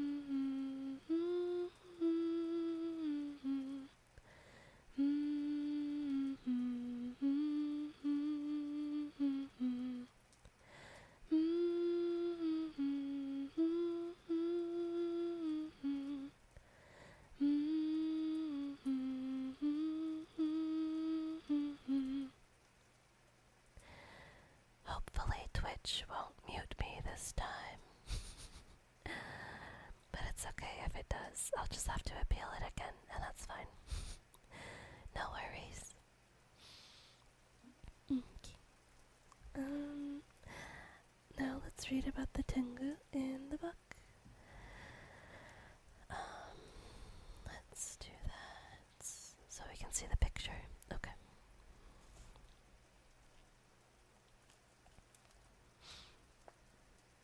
Tengu. In the mountains lives a type of demon that is very popular in Japanese culture. The Tengu, literally meaning celestial dog. The earliest mention of a Tengu appears in Chronicles of Japan from 637. The tale of the Hiki, which dates to the 13th century, describes Tengu in detail. Human but not human, bird but not bird, dog but not dog. They possess feet and hands of a human, the head of a dog, wings on both sides, and can fly as well as walk. In the Edo period, a distinction began to appear between different types of Tengu. The usual form is called Konoha Tengu, meaning foliage Tengu, or Karasu Tengu, raven Tengu, while the form with an extraordinarily long nose is Hanadaka Tengu. The latter is a more comical form that appears in humorous depictions. Tengu can use magical feather fans to stir up great winds.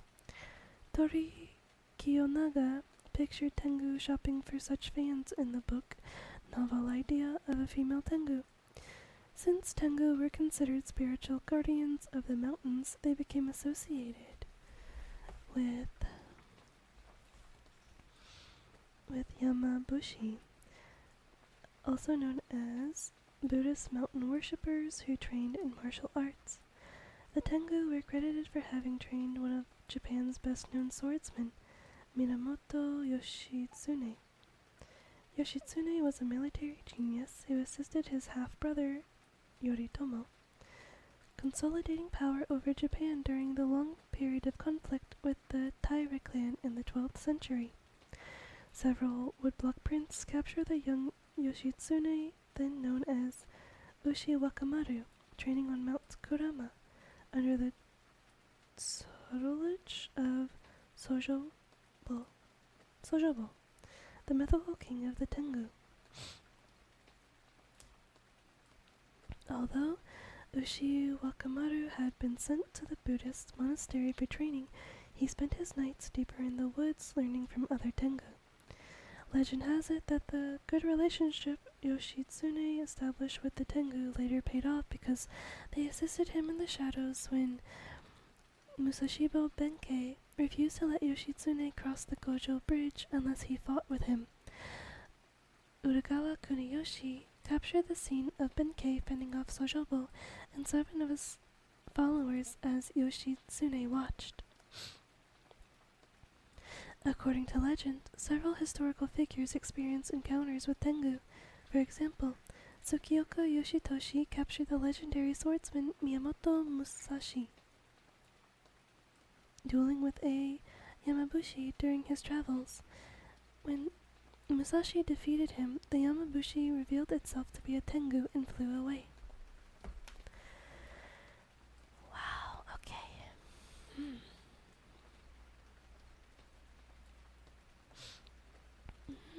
Interesting, interesting.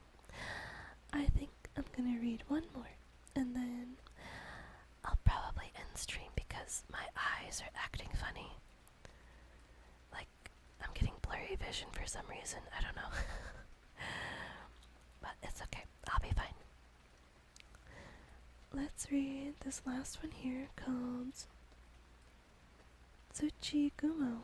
It means earth spider.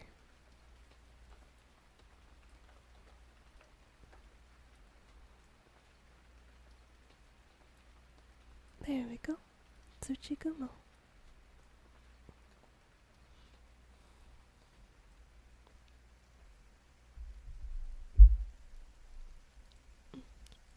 Sorry if that was loud.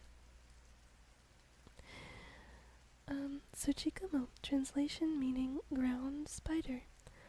Alternate names are Yatsuhaki or Ogumo, meaning giant spider. Habitat is rural areas, mountains, forests, and caves. Diet is humans, animals, pretty much anything that it can trap. Appearance.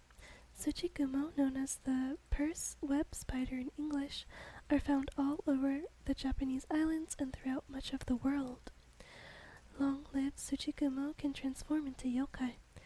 They grow to a monster size, able to catch much larger prey, particularly humans. Behavior. Tsuchigumo live in the forests and mountains.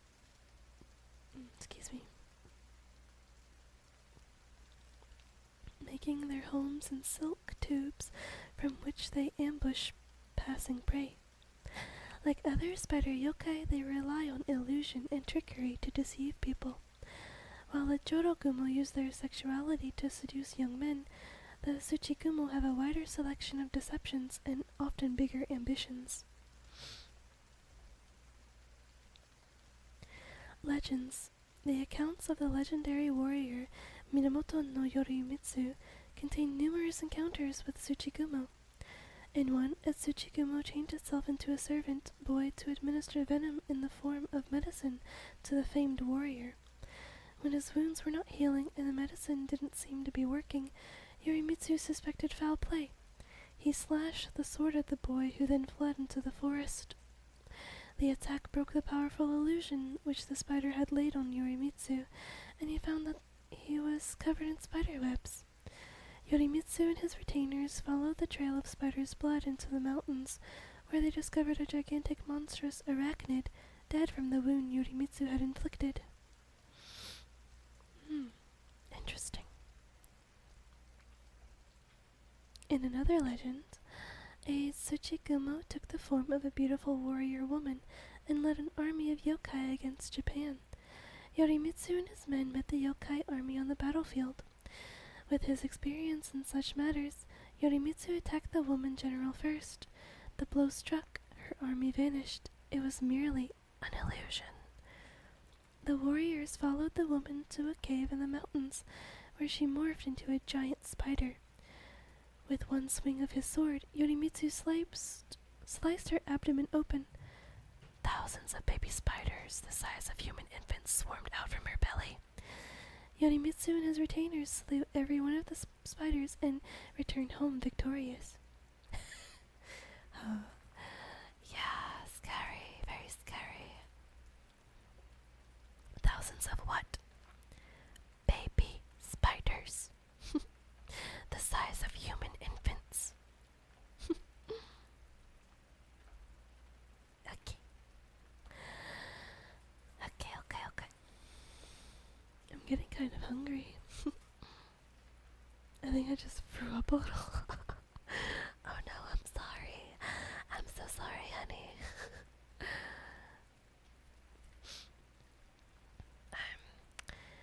I don't know, all this reading is making me hungry. I kind of want chicken nuggets. Okay, I'm gonna read about the Tsuchigumo in the book, and then we're gonna raid out, and then end stream. Okay. The Tsuchigumo, also known as earth spider. In ancient Japan, Tsuchigumo, literally meaning earth spider, was a term used for renegade clans that did not obey the Yamato emperors. In pre-modern times, its use was limited to a particular type of legendary demonic spider monster. Large spiders, like tarantulas, are not native to Japan, and thus their name in modern Japanese, Otsuchigumo, is derived from the mythological use of the term Tsuchigumo. The tale of Heiki, which dates to the 13th century, tells of a mountain spider, Yamagumo, that was defeated by the demon slayer Minamoto Yorimitsu. When Yorimitsu was gravely ill, the prayers of the monks could not cure him, After being tormented by fever for over 30 days, a tall unknown priest approaches Yorimitsu and attempts to tie him to his bed with a rope. Oh, there's ads going on. If you don't have them yet, please lower your volume. It hasn't been warning me, so sorry. But Yorimitsu reaches for his sword. He's a Maru and strikes at the priest, who disappears. Yorimitsu's closest allies, the four heavenly kings, investigate the trail of blood left by the priest and discover that it leads to a mound that is inhabited by a giant earth spider. Realizing that Yorimitsu's illness must have been caused by this demonic spider, they impale it. In the aftermath, Yorimitsu renames his sword Kumogiri, meaning Spider Slayer. A sword in the collection of Hakone Shrine is believed to be Yorimitsu's Hizamaru, or Kumogiri. Wow. Oh, there's more. Okay. The story is more elaborately described and embellished in the narrative picture hand scroll, illustrated story of the Earth Spider from the 14th century, which is in the collection of the Tokyo National Museum. One autumn day, Yorimitsu and Watanabe Tsuna, one of his four closest allies among the four heavenly kings, visit Kirayama just north of Kyoto. Here they encounter a skull floating through the air before entering a crumbling house, which is haunted. When the two men enter the house, they find many different demons, but also a captivating woman. Yorimitsu is taken by her beauty, but she throws cloud-like white balls at him. Threatened, he slashes at her with his sword, and she vanishes, leaving a trail of blood. When they follow the trail, they are taken deep into the mountains to a cave, and are suddenly confronted by a colossal spider. A battle ensues, during which Yorimitsu manages to decapitate the spider. When the two men cut it open, they discover numerous skulls, and also small spiders that seem to be its children. There are many more variations on the basic story, and later, many adaptations into Japanese theater, such as the no play Tsuchigumo, which dates from the late Muromachi period, 1336 to 1573. The story also inspired various kabuki plays. Tsuchigumo became a popular subject in the arts, and is sometimes included in hand scrolls, such as pictures of monsters, in the collection of the Harold B. Lee Library, Brigham Young University. Many woodblock prints, especially by Uragawa Kuniyoshi and his students, capture the killing of the monster, with the varying heroes carrying out the deed. Sometimes it is not Watanabe Tsuna, but another of the four heavenly kings. Sometimes it is all four of them, or it is five, with the inclusion of the warrior Hirai Yasumasa. Yorimitsu himself is not necessarily involved in the slayings. Oh, interesting. Okay, well, that is going to be all for the stream today. Let's go ahead and find somebody to raid. If anyone has a raid suggestion, please let me know. Let's go ahead and take a look and see who's live. Great stream, honey bun. Thank you, baby. Thank you so much. Dearly? Oh, maybe. Let's see.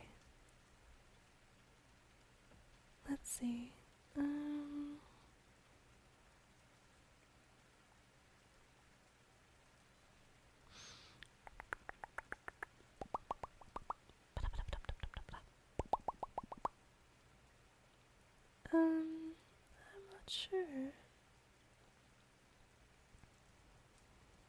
Not too sure. Oh, I think I know who I want to raid. Dearly has so many viewers right now.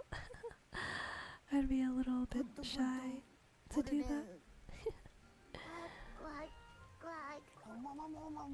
Thank you for the hydrate redeem, honey. Thank you, thank you.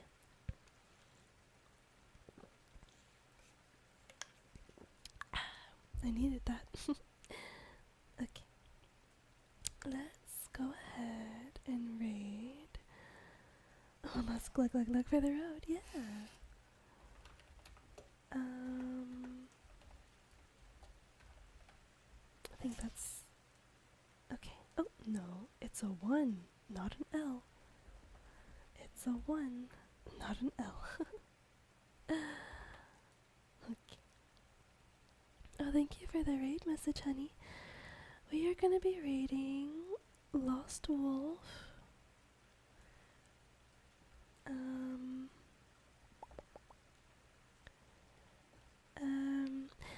Thank you everybody for coming by, for coming out tonight. I really, really appreciate it. Whether you were chatting or just lurking in chat, I really, really appreciate it. So thank you all so much. Please have a wonderful rest of your day or night, wherever you're from. If you would like to follow through with the raid, please copy the raid message. But you don't have to, just if you want to. Loki enjoyed the reading. Oh, thank you so much. I'm definitely going to be doing this again. I just don't know when. But yes, we are raiding out to Lost Wolf. Please go show them some love. And yeah, goodbye and good night, everyone. Good night, good night.